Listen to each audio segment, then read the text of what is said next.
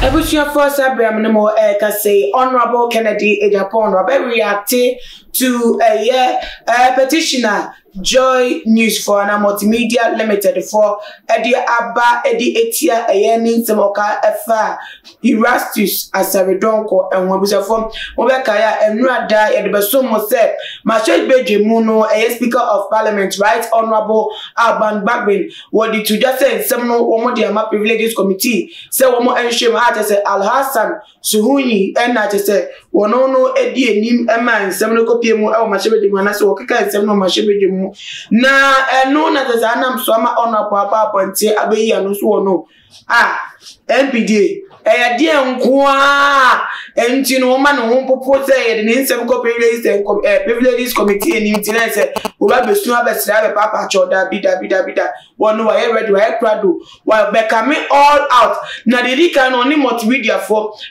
wo be chire ekwan ye fa so multimedia krebe ye multimedia say no mo build multimedia app no wo ba be chire menche so wo mo hye ne before pa dia wo be ba but wo mo crop na say wo mo apologize to a man for wo ma soro mo enkwa ewo ejira any ebiemu nso no ebusuafo mo de hye eda hospital no mo enkoso anya de wo mo ye no mo koso ano no so no oka no ho biema ene Ghana ha so wo mo ntu a wono no beka no ewo ha so no so bepe no ho kwan no de etu ne busuafo anse ne bakote honorable ne nsem a wo de atudei me ka mo say we ko bi so ya say me de tubeti epremo ocha de herbal center ye we bia wo so e fa wo se na ye re ne sifate fa wo mredodo a edu ewo so sabre adoma ba ya research so ewo ho enti bomodia na fa numbers na echegu ewo so na frɛ ocha de herbal center anase promote akwa Ghana ha Accra down so my na tamale no one of the region wo mtimi embo na wo so si that mu apomodin papa mu na enije na di nkwa eche busafo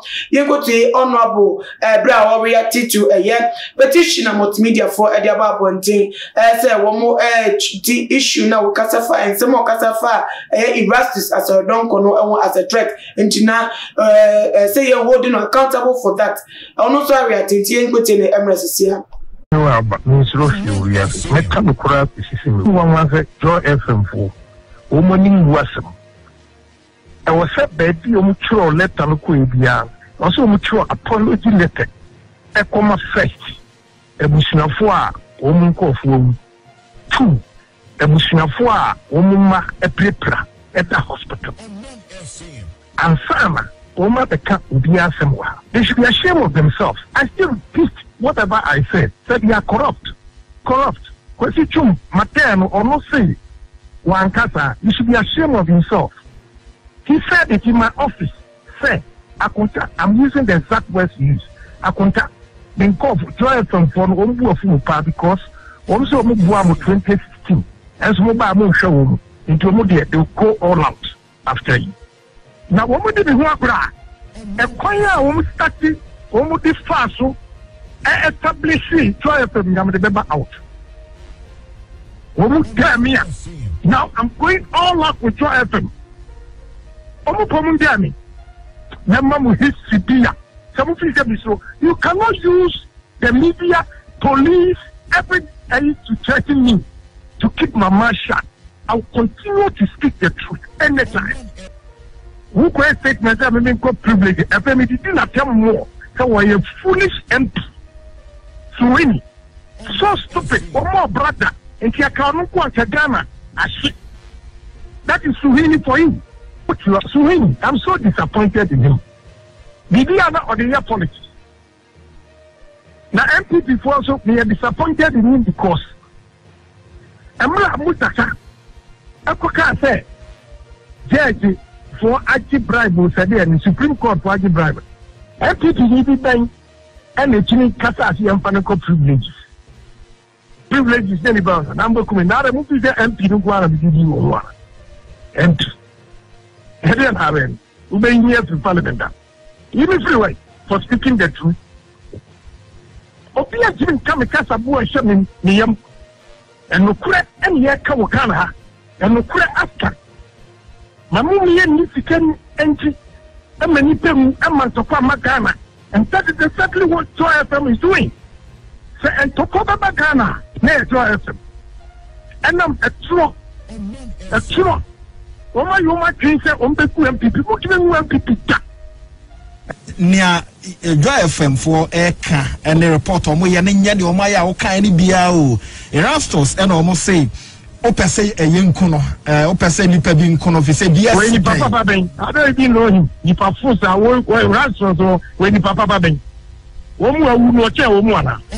Sam funa mo ti Ghana ha mu. Wo mu awu mo wu no. Wo che wo mu. Omo so ye nipa nkofo ma.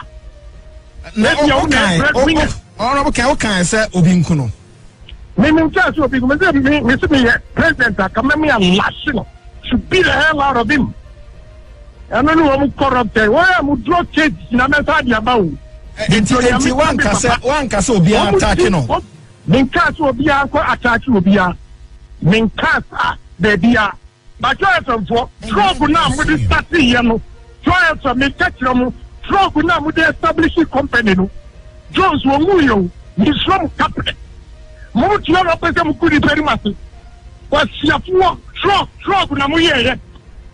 Truck, make sure baby and I'm going to trust Luko.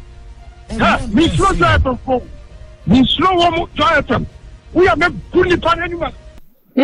Also, Joy FM for Ampa, Nebusha for some warrior Chama for was send us some cries and say, be a decayo, a petition, a coto, US Embassy, Nim, a brim, we had the better nim, as a platform, as a petition, we can be echo international bodies in tea, and be only any remorseful feeling, be on conscience, be a cat said that you be in some corner, a yakun.